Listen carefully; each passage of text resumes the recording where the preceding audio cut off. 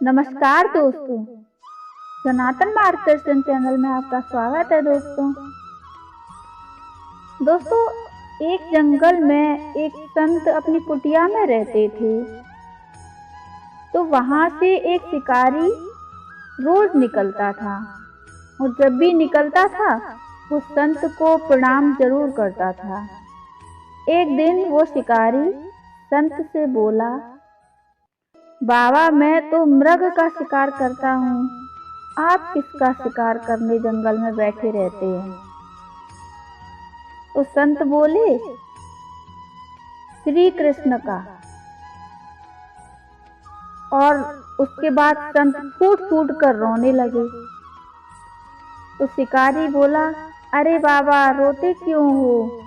मुझे बताओ, वो श्री कृष्ण कैसा दिखता है और कहाँ रहता है?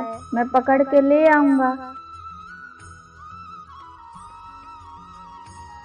तो संत ने भगवान का ऐसा मनमोहक रूप बताया कि वो सांवला सलोना है, मोर पंख लगाता है, बांसुरी बजाता है। तो शिकारी बोला कि बाबा, जब तक मैं आपका शिकार पकड़ के नहीं लाता तब तक मैं पानी भी नहीं पीऊंगा। उसके बाद वो एक जगह पर जाल बिछाकर बैठ गया। 3 दिन बीत गए प्रतीक्षा करते करते। उसने ना कुछ खाया ना कुछ पिया। ये सब देखकर दयालु ठाकुर को दया आ ही गई। भगवान भला दूर कहाँ है? बांसुरी बजाते हुए आ गए और खुद ही जाल में फंस गए।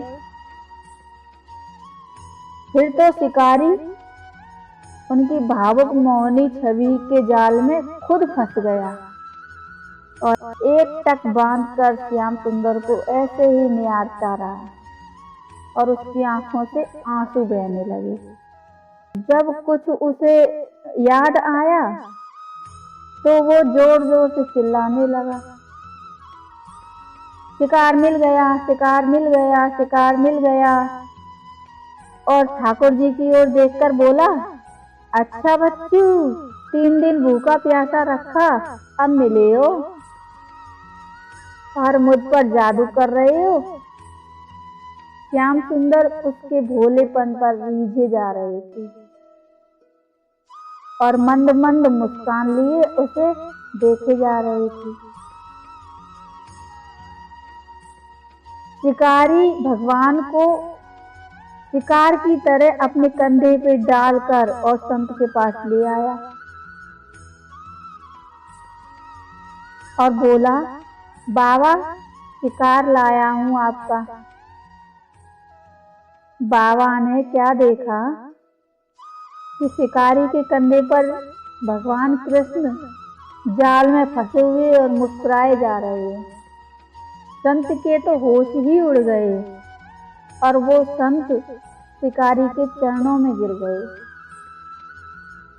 फिर ठाकुर जी से एकदम दुखी मन से बोले, हे नाथ, मैंने आप तक पहुंचने के इतने प्रयत्न किए, आपको अपना बनाने के लिए घर बार छोड़ दिया, इतना भजन किया, आप नहीं मिले और इसे 3 दिन में ही मिल गए। भगवान बोले, इसका तुम्हारे प्रति जो निश्चल प्रेम था वो मुझे खींच लाया। इसके दृढ़ विश्वास से मैं रीझ गया और मुझे इसके समीप आए बिना रहा ही नहीं गया। जिन पर संतों की कृपा दृष्टि हो जाए उसे जल्दी ही अपनी सुखद शरण प्रदान करते हैं। शिकारी तो जानता भी नहीं था कि भगवान कौन है और संत को रोज प्रणाम करता था। संत प्रणाम और दर्शन का फल ये है कि 3 दिन में ही ठाकुर जी शिकारी को मिल गए। ये होता है संत की संगति का परिणाम। तो दोस्तों, आपने इस कहानी में देखा ना कि किस तरीके से शिकारी केवल संत को प्रणाम करता था अपने साफ मन से। जिसका दिल साफ है, जिसका हृदय साफ है, ईश्वर उसको मिल ही जाते हैं।